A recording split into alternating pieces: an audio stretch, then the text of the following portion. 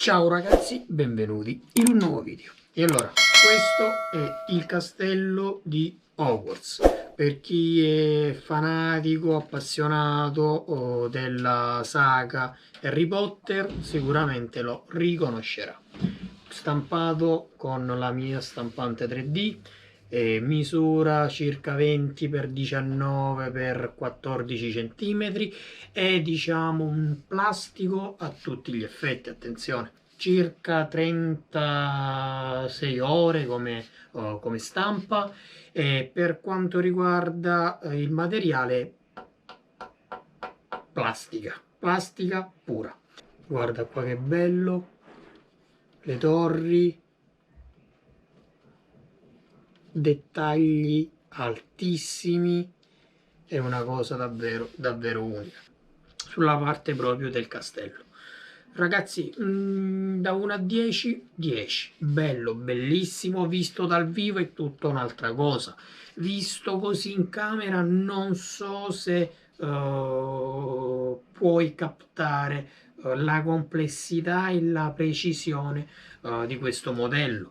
Eh, Dietro comunque hai tutte le immagini mentre la stampante andava a stampare e non ho avuto problemi nello stampaggio. La base, eccola qui, funge questo spessorino da base. Allora, il prossimo step sarà una piccola carteggiata tutto attorno, poi per pennelli permettendo andrò a fare tutta la verniciatura passo passo.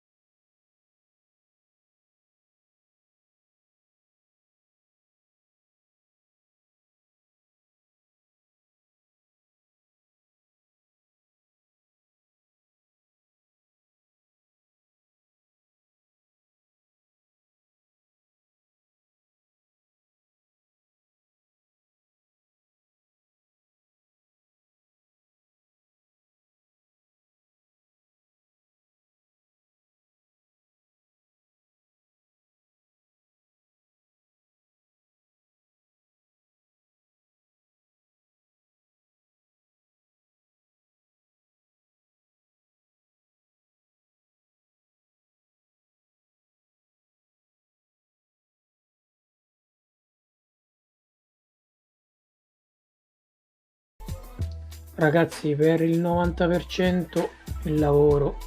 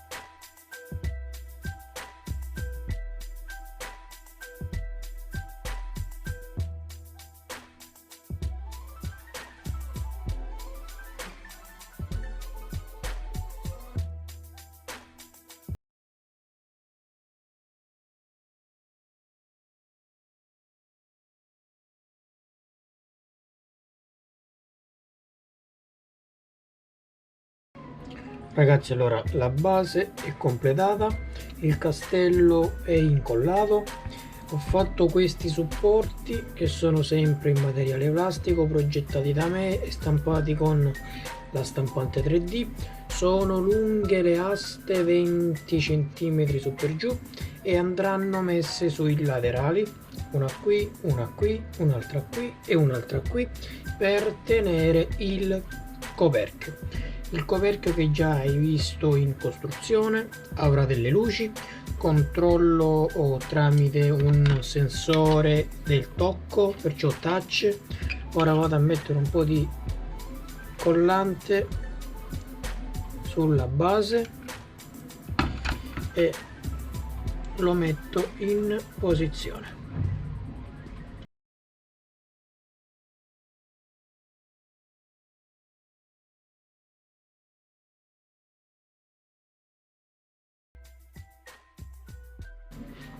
Funziona con una batteria a lidio, è ricaricabile.